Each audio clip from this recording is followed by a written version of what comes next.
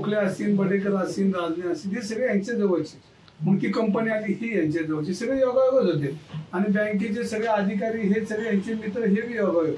आणि मग त्यांनी प्रत्येक वेळेला तुम्ही त्यांना विचारलं तर ते म्हणले त्यांचा पुरावा काय, त्यांचं बाकीच्या गोष्टी काय. म्हणून मग बडेकरकडे गेलो आणि बडेकरांची खाजगी गाडीवर महापौरांचा लोगो. आज एक एक्सवरती पोस्ट केलेली आहे तुम्ही, ती गाडी महापौरांची असताना दाखवली, मुरलीधर मोहोळ महापौर असताना. नेमके काय आरोप आहेत हे सगळे? ह्याच्यामध्ये पुण्याची गुन्हेगारी आणि ज्या पद्धतीनं जैन समाजाचं बोर्डिंग विद्यार्थ्यांचं, तो व्यवहारामध्ये मुरली मोहोळचा हस्तक्षेप आणि त्याच्यामुळं महावीरांना सुद्धा घाण ठेवलं गेलं. एका दिवसात 2 पास, एका दिवसात घाण खरेदी कर, सगळं हे सगळं संशयाचं सगळं स्वरूप निर्माण झालं. आणि हे सगळं बघत असताना मुरली मोहोळांचा ह्याच्यावर आशीर्वादही लपून राहिलेलं नाही. आणि म्हणून मी पहिल्यांदा बोलतो गोखले असतील, बडेकर असतील, राजने असतील, हे सगळे यांच्या जवळचे. मग ती कंपनी आली ही यांच्या जवळची, सगळे योगायोगच होते. आणि बँकेचे सगळे अधिकारी हे सगळे यांचे मित्र, हे बी योगायोग.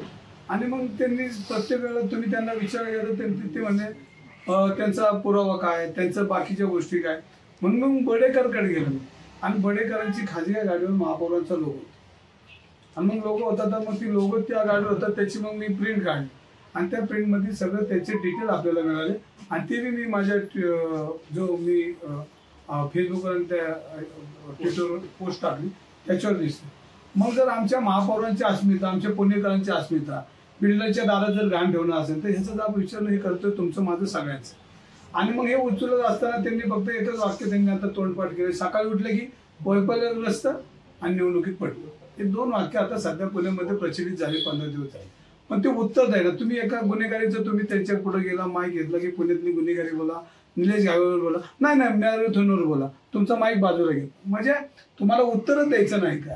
आणि मग उत्तर द्यायचं नाही तर तुम्ही लोकप्रतिनिधी आहे, तुम्ही काय सर्वसामान्य माणूस आहे का? तर लोकप्रतिनिधी याचं उत्तर देणं त्यांचं कर्तव्य.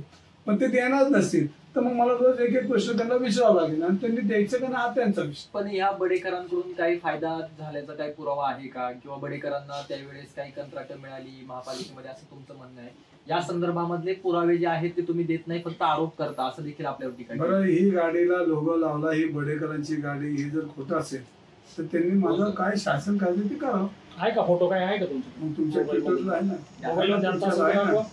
ना तुमच्याला बघा ते. पण यांना बडेकरांना काही महापालिकेने कंत्राट दिली होती का? हे सगळं आता एका दिवसात होणार नाही. त्यांना रोज एक ठिकाणी मला उत्तर द्यायचं, रोज त्यांना एक प्रश्न मी विचार. ते म्हणतात की माझा मित्र गोखले होते आहे आणि राहणार. आणि मग एवढं जर पाठपुरावा करत असेल तर त्यांनी एक वाक्य याच्यामध्ये, जरी माझा मित्र चुकला असेल तर मी ही दुरुस्ती करून ही जैन समाजाची जागा जैन समाजाला हस्तगत करण्याचा प्रयत्न कर. एवढं ते बोलतच नाही, आम्हाला तेवढंच अपेक्षित आहे. ते म्हणतात की माझ्या मित्राने एखादी चूक केली किंवा काय घोळ केला तर त्याला मला मी दोषी कसा? पण तुम्ही म्हणला मित्राला मित्र सांगू शकतो ना, मित्राला मित्र सांगू शकतो. माझ्या मित्राने जर चूक केली तर ते मलाच बोलणार, तर ती दुरुस्त करण्याचं काम माझं आहे. ते जर त्यांना करायचंच असेल आणि हा जर मर्यादा त्यांना लाटायचं असेल तर